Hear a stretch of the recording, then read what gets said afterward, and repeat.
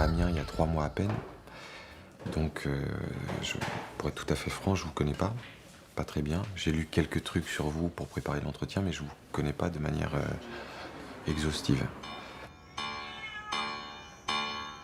Musée, en 2014, vous avez été élu personnalité de l'année. Et moi, je voulais savoir ce que vous avez fait depuis 2014, en fait. Donc, on va revenir sur votre parcours depuis que vous avez été élu personnalité de l'année en 2014 par le Courrier Picard. Ça vous embête pas si j'enregistre ? Ok. Super. Donc, est-ce que vous pouvez revenir sur ce qui vous a poussé à vous présenter à l'élection municipale de 2014 ? On a fait ça quand la mairie a décidé de fermer l'accueil froid. L'accueil froid ? C'est un lieu que j'ai créé avec des amis. On avait envie d'un endroit pour jouer ensemble, pour se retrouver, boire des coups. L'accueil froid, c'était rien pour Amiens. Mais pour nous, c'était tout. La salle a fermé et vous avez décidé de vous lancer dans cette élection. On a eu l'idée un soir, 2 mois avant les municipales, et on a fondé le Parti Sensible. La moule. Sensible, c'est un jeu de mots avec sensible. Super, merci. Il faut vraiment être très attaché à sa ville pour se présenter à une élection électorale. Amiens, c'est quoi pour vous ? C'est un peu comme Détroit, je trouve. Enfin, même si j'ai jamais mis les pieds à Détroit. Bonjour à tous et à toutes et bienvenue dans ce nouvel épisode de Parlez-vous cinéma en partenariat avec le Ciné Saint-Leu à Amiens. Aujourd'hui, nous sommes en présence du réalisateur Sébastien Bette-Bédé qui est à Amiens pour présenter son dernier court-métrage Jusqu'à l'os, qui a été tourné en partie dans cette ville, mais aussi dans la région des Hauts-de-France, avec un artiste amiénois en tête d'affiche, usé de son vrai nom, Nicolas Belvalette. Sébastien, bonjour. Bonjour, Merci d'avoir répondu à notre invitation. avec plaisir. Alors, on va commencer par votre parcours. Vous avez un parcours qui est assez riche. Aujourd'hui, vous avez réalisé pas moins de 7 longs métrages. Des longs métrages d'ailleurs avec des castings qui sont assez intéressants, comme Vincent McCain ou Maud Wheeler dans 2 automnes, 3 hivers, mais aussi Eric Cantona dans Ulysse et Mona et Marie et les naufragés. Dans Marie et les naufragés, on trouvait également Vima la Ponce. Et vous avez aussi tourné dernièrement avec William Legby et Zia Higelin dans votre dernier film Debout sur la montagne.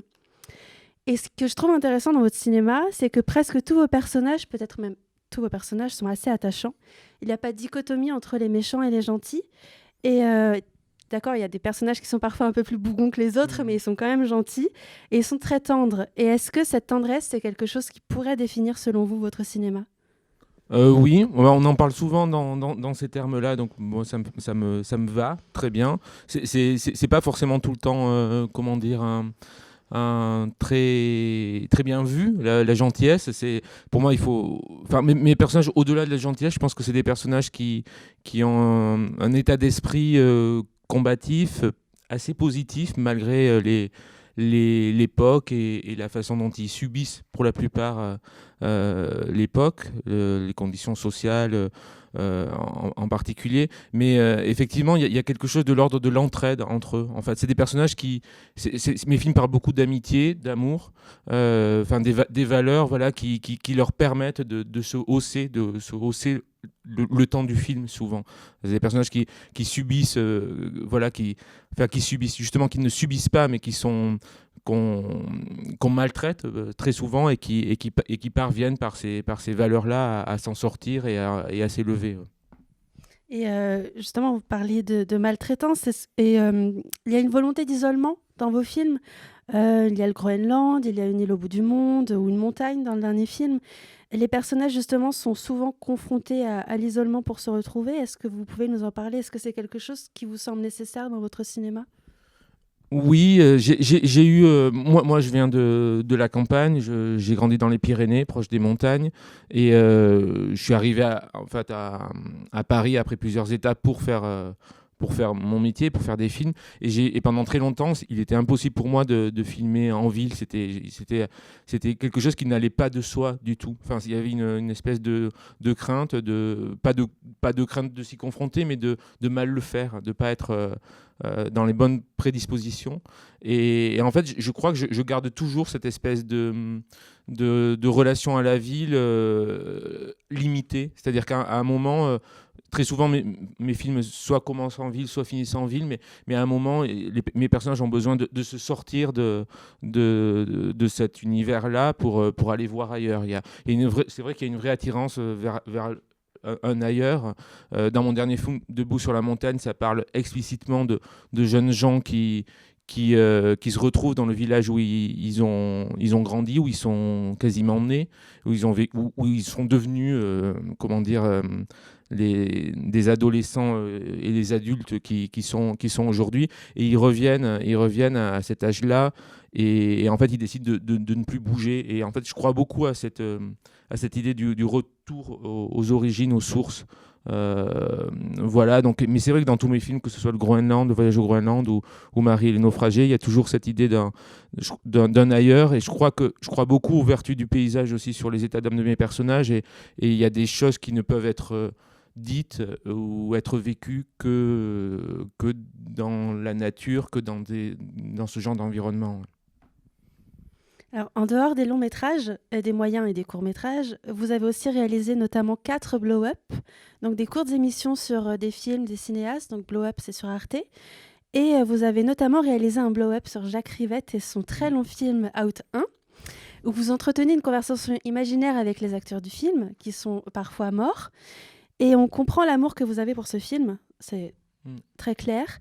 Et on ne peut pas s'empêcher de faire le parallèle entre vos films qui sont un peu hors du temps, qui sont assez iconoclastes, et la volonté de la nouvelle vague, justement, de ne pas vouloir obéir à une certaine grammaire du cinéma grand public. Vous avez des héros qui ne sont pas forcément communs, qui sont principalement des hommes, comme dans la nouvelle vague. Et du coup, on se demande quelle est l'influence, justement, de la nouvelle vague sur votre cinéma.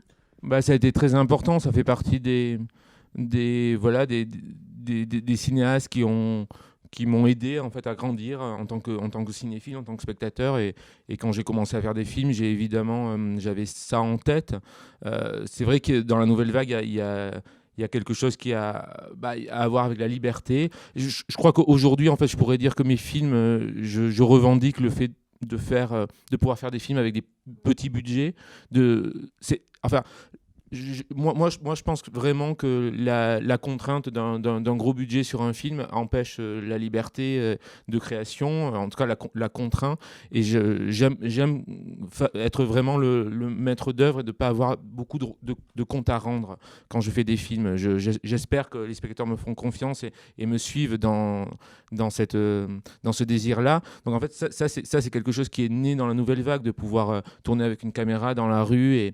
Et voilà, un film comme celui que je présente aujourd'hui, qui est un court-métrage, Jusqu'à l'os, il a été fait dans cette optique-là, en toute petite équipe, avec très peu de matériel, très peu de lumière. Et je crois qu'il y a des films qui s'autorisent cette liberté-là et qu'il faut en profiter. Donc ça, c'est vraiment un rapport à la nouvelle vague très fort. Après, il y a un rapport à l'oralité, à la littérature aussi. J'aime dire que mes films sont assez littéraires. En tout cas, un film comme Debout sur la montagne, un film comme Marie et les naufragés se revendique vraiment du roman. Voilà, donc une culture très française. Donc ça aussi, voilà. Et puis, si on pense à par exemple, moi j'adore chez Truffaut, je crois que ce que je préfère, c'est Antoine Doinel, et un personnage comme Jean-Pierre Léo, interprété par le personnage d'Antoine Doinel, interprété par Léo. C'est vraiment une figure à laquelle je pense souvent quand j'écris des personnages à la fois drôles, émouvants, libres. Donc voilà, oui, c'est une référence éternelle pour moi. Et il y a aussi un rapport très fort avec la musique dans vos films. Dans Marie et le naufragé, l'un de vos personnages est musicien. Sébastien Tellier signe la musique d'un de vos films. Vous êtes quand même plus fidèle au groupe Minisa qui signe la musique sur le reste de vos longs métrages. Vous avez notamment réalisé 3 clips pour Albin de la Simone. Et donc, naturellement, on suppose que vous avez fait connaissance avec Uzé, donc le personnage de Jusqu'à l'os, parce qu'il est musicien avant de connaître son personnage artistique politique. Oui, c'est ça, exactement. Moi, je suis arrivé à user par sa musique, effectivement, que j'écoutais, que j'ai découvert un peu par hasard, parce que enfin, j'écoutais énormément de musique et ça faisait. Quand je suis tombé sur son premier disque, Chien de la Casse, ça a été vraiment une très belle découverte. Enfin, quelqu'un qui m'a tout de suite intéressé, assez iconoclaste. Voilà, j'aimais la violence et la douceur de sa musique, cette espèce d'alliance. Et très très vite, je me suis évidemment renseigné sur ce personnage et j'ai su et j'ai eu écho de son parcours. Mais le vrai moment, le vrai déclic, le vrai moment où, enfin, on y reviendra peut-être, mais où j'ai décidé de faire ce film, c'est après l'avoir vu en concert. Je suis passé, il y a eu pas mal d'années avec la sortie de ces deux disques où je n'avais pas l'occasion de le voir en concert, puis je l'ai vu il n'y a pas si longtemps en réalité, et ça a été, on m'avait dit, tu verras, c'est assez dingue en concert, et effectivement, c'est là où je me suis dit qu'il fallait absolument, que ça pouvait être un personnage de fiction et qu'il fallait le filmer, quoi, en fait, et c'est de là où est née l'écriture et la fabrication de Jusqu'à l'os. Et est-ce que vous pouvez résumer du coup ce court-métrage pour les spectateurs qui ne l'ont pas vu? Oui, bien sûr, c'est l'histoire d'un journaliste au Courrier Picard à qui on commande un portrait d'Uzé. Donc Nicolas jouant son propre rôle, son propre personnage, euh, pour savoir ce qu'il est devenu depuis l'élection municipale de 2014. Et donc le film raconte cette rencontre entre ces deux personnages qui sont qui se ressemblent physiquement, donc ce qui était aussi un des moteurs, enfin un des moteurs en plus pour faire ce film-là. Deux personnages qui se ressemblent et qui vont errer dans Amiens comment dire, pour arpenter les endroits préférés d'Uzé. C'est le sens comment dire, le fil conducteur du reportage de ce journaliste-là. Et au détour d'une de ces balades, ils vont tomber sur un troisième personnage qui sera le troisième larron de l'histoire, qui s'appelle Jojo, et qui découvre dans un mort, en fait, dans une friche. Et ce personnage va ressusciter devant leurs yeux, et voilà, l'aventure va se poursuivre. Et vous parliez justement du coup des endroits préférés d'Uzé. Donc, est-ce que vous connaissiez la ville d'Amiens avant d'écrire le court-métrage, ou est-ce que c'est sa découverte qui a donné à l'écriture du film ce côté justement en visite guidée? Moi, j'étais passé, mais je la connaissais pas vraiment, en fait. Non, je l'ai découverte vraiment via le personnage d'Uzé, alors de manière très très bête au premier abord. J'avais cette idée d'une espèce d'errance dans une ville, donc je me suis renseigné sur, bêtement sur Internet, de savoir quels étaient les endroits un peu phares de cette ville. Et bien sûr, j'ai découvert, j'en avais entendu parler, mais j'ai découvert les ortillonnages, j'ai découvert, évidemment, il y avait la cathédrale, on ne pouvait pas ne pas faire un film à Amiens sans la cathédrale. Donc voilà, et après, ça a été un travail de repérage qui a conforté cette première tendance. Et donc j'ai réécrit en fonction des lieux que j'ai vraiment découverts à l'occasion des repérages. Et donc, vous avez réalisé 9 courts-métrages, malgré le fait que vous soyez passé au long. Et vous revenez toujours à au format court. Donc, est-ce que vous pouvez nous expliquer pourquoi et en quoi ce format vous plaît autant? Alors, moi, ça me semble être normal, en fait. Je veux dire, mais évidemment, ça l'est pas tant parce que il y a un terme que je déteste profondément, c'est quand on parle du court métrage comme une carte de visite pour le long. Je trouve ça hyper réducteur, hein, et en fait, je trouve dommage que plus de réalisateurs ne se confrontent pas plus souvent, ne reviennent pas plus souvent à ce format. Faire des longs métrages, c'est très long. C'est, comme je disais, c'est des contraintes, même si j'essaie de les éviter, de les réduire, mais c'est toujours devoir répondre à une demande, devoir où on nous impose un casting, où on nous impose, en tout cas, on nous dit que ça serait plus facile à financer si telle personne était dans ce film, et des choses qui sont lourdes au quotidien, puis des réécritures perpétuelles du scénario. Et moi, j'aime pas du tout travailler de cette manière-là, et en tout cas, j'ai envie de pouvoir tourner souvent et de pouvoir me laver un peu de tout ça, et le format court est idéal pour ça parce que voilà, on n'a pas de contraintes, on peut tourner des films assez vite, et évidemment après l'essentiel c'est de trouver l'histoire il y a des histoires qui qui n'ont aucun sens dans une version longue, et inversement des cours qui ne peuvent pas exister parce que le sujet demande une évolution plus longue des personnages. Donc voilà, je pense qu'il y a vraiment des films qui n'ont du sens que dans ce format, et c'est un format. En particulier, moi j'aime bien les courts-métrages un peu longs, enfin autour de 25, 30, voire un peu plus. Je trouve que c'est une durée hyper intéressante. C'est une durée aussi où on peut ne pas répondre à toutes les questions. C'est-à-dire on peut rester dans un état un peu vaporeux, un peu poétique, plus facilement que dans un long qui nécessite un peu plus d'explication, de logique. Voilà, et j'adore cette durée-là pour pouvoir exprimer parfois une idée, deux idées, et souvent des idées plus poétiques que narratives. Et sans vouloir parler forcément de carte de visite, de la même manière que certains courts-métrages deviennent des longs, est-ce qu'il est prévu que Jusqu'à l'os devienne un long-métrage ? Alors oui, voilà, c'est un peu le contre-exemple, quoique pas tant, parce que quand j'ai tourné Jusqu'à l'os, je pensais pas du tout qu'on allait arriver à retrouver ces personnages, parce que c'est plus ça en fait, l'histoire de... Oui, donc pour répondre à votre question, il va y avoir un long métrage sur lequel qui finit d'être écrit et qu'on est en train de financer actuellement, mais ça s'est décidé vraiment à l'issue du tournage de Jusqu'à l'os, qui a duré 6 jours et qui a été un moment très très fort, vraiment de rencontres avec l'équipe, avec les comédiens, avec ces personnages surtout. Moi je crois beaucoup que des personnages, ils sont au moment du scénario, ce sont des idées. Après, c'est les comédiens qui les incarnent et qui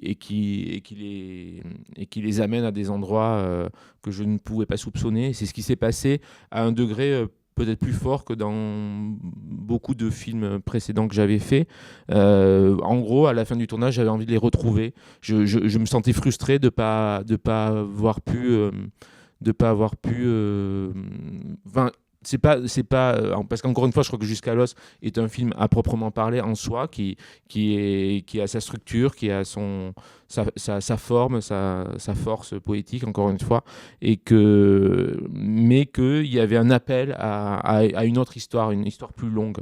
Donc voilà, je crois que un mois après la fin du tournage, ou peut-être un peu plus, mais j'avais une première version d'un scénario de long, donc ça a été très rapide, et c'est la première fois que j'écrivais aussi vite, dans une impulsion, et c'est beaucoup plus facile d'écrire avec des personnages qui préexistent que devant sa feuille blanche et de commencer un film sur du rien, quoi.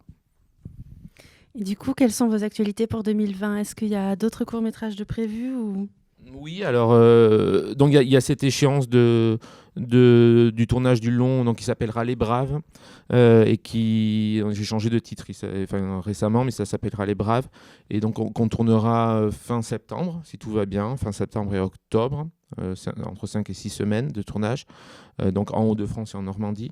Et avant ça, effectivement, je vais faire j'ai accepté de faire un film avec des lycéens en cinéma d'Ivry, en banlieue parisienne. Et c'est une commande qu'on m'avait faite déjà des années précédentes, que je n'avais pas pu honorer. C'est une commande qui a donné lieu à des films comme celui de Jean-Gabriel Perriot qui s'appelle Nos défaites, qui est sorti l'année dernière, ou un film de Claire Simon qui s'appelle Première solitude, qui sont plutôt des documentaires. Moi, j'ai décidé de faire un film de fiction, un court-métrage qui durera 20 minutes, avec 2 comédiens professionnels, mais le reste des comédiens seront les lycéens qui joueront leur propre rôle. Donc, je suis en train de préparer ça, et ça sera un tournage pour début mai, juste avant de commencer la prépa des Braves. Merci beaucoup, Sébastien Bedvedé, pour votre temps et vos réponses. Merci au Ciné Saint-Leu, et merci à vous d'avoir regardé ce nouvel épisode de Parlez-vous cinéma. À bientôt.